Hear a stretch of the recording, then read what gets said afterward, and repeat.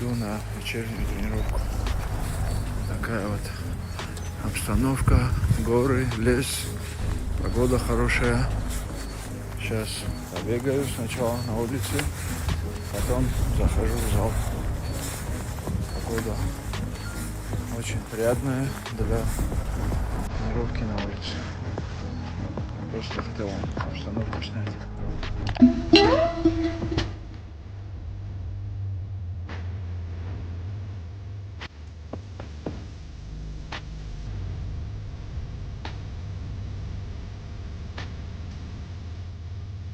Islam Makhachev.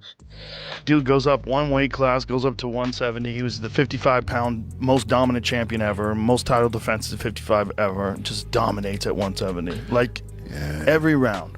People are saying it's boring, but listen, man, it's boring if you're a casual. The fact that he was able to do it every round, it was a little frustrating because you wanted Jack to try to adjust, but he couldn't, man. Islam shut his game down right away. He low kick front leg real quick, had him limping real quick. Like within the first round, he had hit it 3 or 4 times. Bad. I imagine being Khabib, you know, just your protege is just coming in. And Khabib's even better than him. Right. That's what's so crazy. That's how good those guys are. KOing people, man. It's different. Yeah. He's different. He's head kicking Volkanovski. It's like a different level of stand-up. And they don't forgive the disrespect. No. I forget that sometimes. Like the people that are like ultra competitive. Totally different kinds of human beings, man. It doesn't go away. Their drive it's like, you don't understand it. You don't live it, you know? Yeah. And like wrestlers, like elite wrestlers are the only people that train the way like Khabib and his crew train. Like in any other combat sport, like if you're coming over from kickboxing and, you know, and then you want to fight MMA, and you know you think I've already trained like an animal already, like yeah, there's a difference in the kind of exhaustion that you get from like hardcore wrestling training, and that's something that these guys have that it's like that's why wrestling is the #1 base for MMA, because anybody who gets really good at wrestling, you gotta be animal. Yeah, I wrestled in high school the first couple of years, and it was like I was like, this ain't for me. You know, it was it was hard. It's hardcore, man. Like so hard. It's because besides the technique and stuff, you have to be able to suffer. You're training to suffer. Yep. Yeah, they break you all the way down every single practice. Training to suffer, and then the losing weight and competing on the same day. Abilities, right? Because stats, it's variable depending on who you're fighting. Like you take Charles Oliveira's stats, and then you say his fight with Islam Makhachev, and you say, okay, well, where's the stats? Like it's really dependent upon skill sets, who's your level of competition, who you're competing with. Yeah. You know what I mean? That was a quick submission, though. Bro. The stats are 1 submission attempt, 1 submission. Bro, he's got a crushing squeeze. Well, it's different, bro. To that. It's different. Yeah, he strangled me. And the way he did it, I think Moicano filled in last minute to fight Islam and got caught with the same choke. Mm-hmm. It's kind of like a Darce choke, but he locks it on his forearm. Yeah. He doesn't go to the bicep. I know. And the squeeze is different. He's pulling to his chest. It's not like a angle squeeze. It's different. So the defense is different. When I got my legs out and tried to walk around, he hooked my leg, but like the squeeze is completely different. Completely different. You know, you belly down and kind of get some space to breathe. You can't the way he does it. Craig Jones broke it down. It's like a front choke, almost like a squeeze to your chest. It's not an angle that you use for a normal Darce choke. I know. I was shocked the first time I saw him do it. What do you do for recovery? I was in your train. I did 2 days, 2 sessions. I trained last night with you. Then in the morning, we trained again hard. Then tonight, you trained again. So what is your recovery? The things show me you have to rest, you have to sleep. Yeah. But we just go home, sleep good, eat clean, good food, you know. Just nothing special, honestly. So you don't do no sauna, no... We like to do sauna, but once a week. Yeah. Like Sunday, Saturday, we go to the sauna. And that's kind of your recovery? And I go to once a week when I'm in the camp. I did massage. I did a lot of stretching after training. When Khabib with us in the camp, you don't have too much options, you know.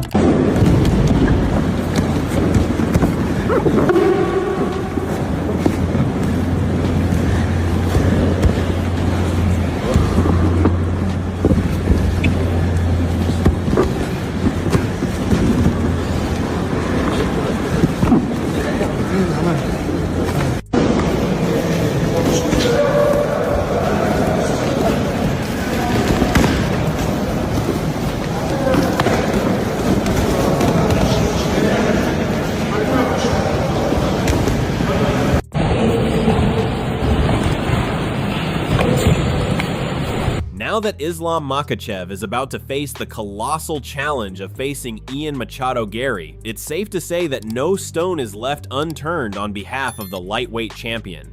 According to reports from Islam Makhachev's camp, he has increased the intensity of his training, and this is something expected given the caliber of the upcoming challenge. From hardcore wrestling training sessions to advanced striking training, nothing seems to have been left behind in Islam Makhachev's training regime.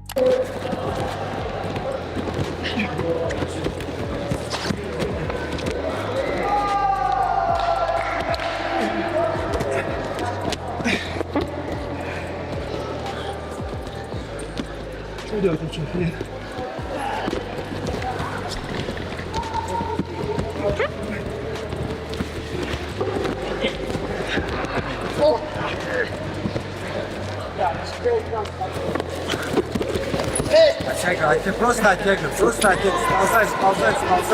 сползай, минут. Есть какой-то возрастной дедлайн? До какого возраста хотел бы выступать? Нет, возрастной я не думаю. Есть пробег. It's different. So the defense is different. When I got my legs out and tried to walk around, he hooked my leg, but like the squeeze is completely different. Completely different. You know, you belly down and kind of get some space to breathe. You can't the way he does it. Craig Jones broke it down. It's like a front choke, almost like a Yeah. squeeze to your chest. It's not an angle that you use for a normal Darce choke. I know. I was shocked the first time I saw him do it. I was like, maybe he just like couldn't cinch up the bicep. And then I saw him do it a second time. I was like, no, this guy's trying to do it that way.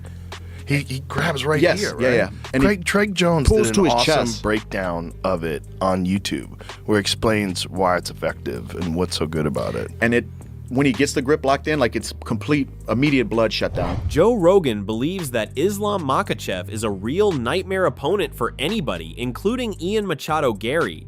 For instance, Rogan stated that the way Islam dominated his opponents all the way up until he got to the welterweight division shows that he seems equally unstoppable at 170 pounds compared to the lightweight division, where he ruled. The former UFC lightweight champion impressed Rogan with how he quickly nullified any offensive attempts from his opponent using powerful calf kicks, proper pressure, and controlling every single round.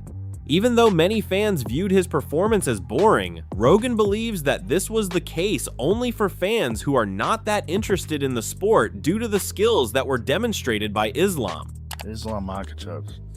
Dude goes up one weight class, goes up to 170. He was the 55-pound most dominant champion ever, most title defenses at 55 ever. Just dominates at 170. Like, every round. People are saying it's boring, but listen, man, it's boring if you're a casual. The fact that he was able to do it every round, it was a little frustrating because you wanted Jack to try to adjust, but he couldn't, man. Islam shut his game down right away. He low kick front leg real quick, had him limping real quick. Like within the first round, he had hit it 3 or 4 times bad. I imagine being Khabib, you know, just your proteges just coming in. And Khabib's even better than him. Right. That's what's so crazy. That's how good those guys are. KOing people, man. It's different. Yeah. He's different. He's head kicking Volkanovski. It's like a different level of stand up. Yeah, Khabib said, you're going to be better than me. Crazy. Them Dagestani boys is here to stay. In addition, Rogan elaborated on the fact that Islam's greatest strength is not necessarily his ability, but rather the system which has produced him. He told listeners about the legendary training system from Dagestan and the fact that even the former UFC champion Belal Muhammad admitted that he believed he trained as hard as possible until he had been around Islam's camp.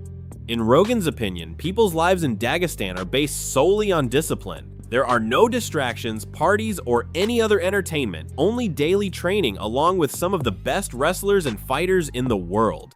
Such a routine produces fighters who are tougher, both mentally and physically, than most other fighters in the cage. As for the fight against Ian Garry, Rogan is convinced that such preparation gives Islam an upper hand. You know what's crazy, dude? Belal Muhammad, you know, who was the champ at welterweight, went down to Dagestan and trained with those guys. And he was like, I thought I trained hard. I really did. I thought I trained hard until I trained with those guys. That's what I'm going to follow that. If I ever have a son, I'm just dropping him. As soon as he's hit puberty, I'm dropping him off in Dagestan. Say, leave him here, forget. That's the thing they always say. Take him to Dagestan, 2-3 years, forget. Yeah, for real. For real. Then he comes back telling you what to do. It's real. That's how those dudes are really rolling out there. That's how they're really living. They pray 5 times a day. They're super religious. There's no gambling. There's no drinking. There's no partying. There's just training. Just training and training with a bunch of animals. Eating together, training together, just getting after it every day. And then it's iron sharpens iron because everyone who comes out of there is killer. Yeah. Crazy. Yeah, you got to be real. Most people don't want to live that life. Rogan went even further by discussing the mentality that separates Dagestani fighters from everyone else. He described elite wrestlers as a different breed of athlete, saying they are conditioned to embrace suffering every single day. According to him, wrestling develops a level of endurance, discipline, and resilience that other combat sports simply cannot replicate. The brutal practices, endless conditioning, and years of sacrifice create competitors who refuse to break under pressure. That mentality is a huge reason why Rogan believes Islam is so difficult to beat. Against someone like Ian Garry, who relies heavily on movement and striking, Rogan feels Islam's wrestling foundation would constantly force the fight into uncomfortable situations where few opponents have ever found answers. Much like most other UFC analysts, Josh Thompson thinks that Islam Makhachev is supposed to be a favorite in the bout, but at the same time, he does not disregard Ian Machado Garry.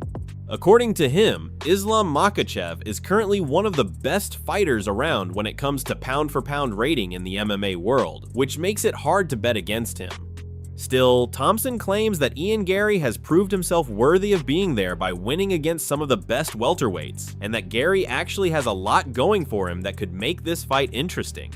He praises Garry's height, range, fight IQ, and discipline, which shows why he is a legitimate challenger on this level.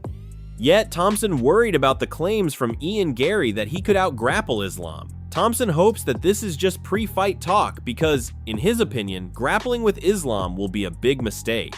Although Thompson was aware of the potential for difficulties from Garry's strikes, he was very clear about his thoughts regarding the grappling aspect. According to Thompson, the fight will be exciting as long as Garry is able to stay out and make Islam follow him. However, Thompson predicts a shift of momentum the second Islam takes him down or locks him up in the clinch position. He believed that the match would change once the fight hit the mat floor, since he predicted that Garry's chances would be greatly reduced by Islam's superior grappling techniques. Thompson compared the upcoming fight to the other dominant grappling performance of Islam and noted that Garry does not have the ability that Islam's most difficult opponents have had in the past.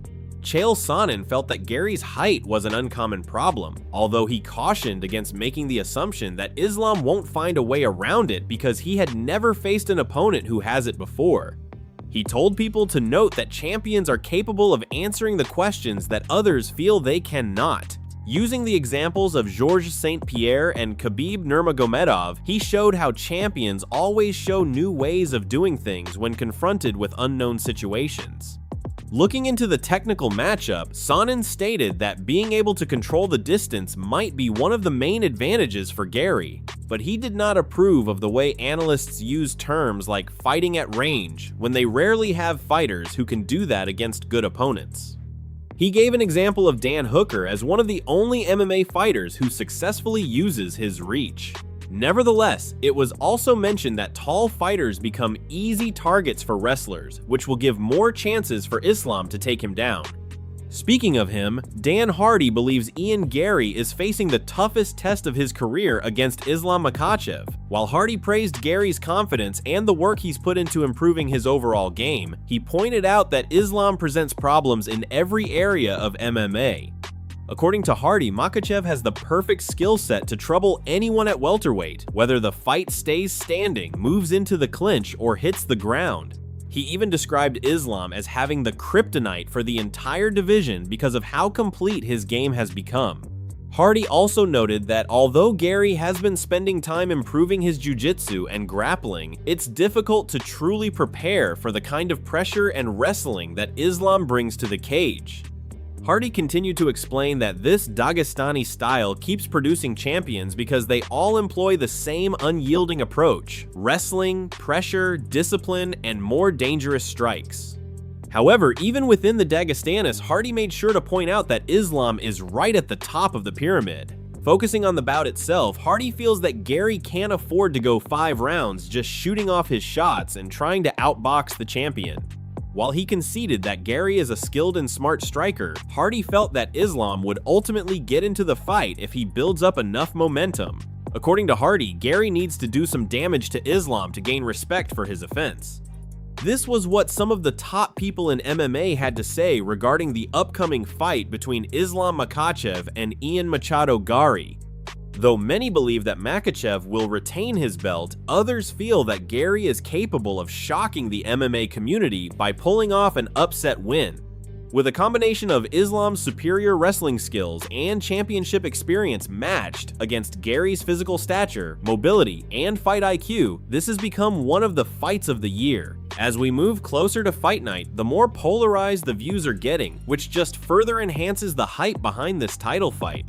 One thing that is for sure is that both these fighters have something to prove, and that once that cage door opens, none of them will show any mercy. But what do you guys think? Will Islam Makhachev continue his undefeated streak and keep the title, or will Ian Machado Garry steal it from under him?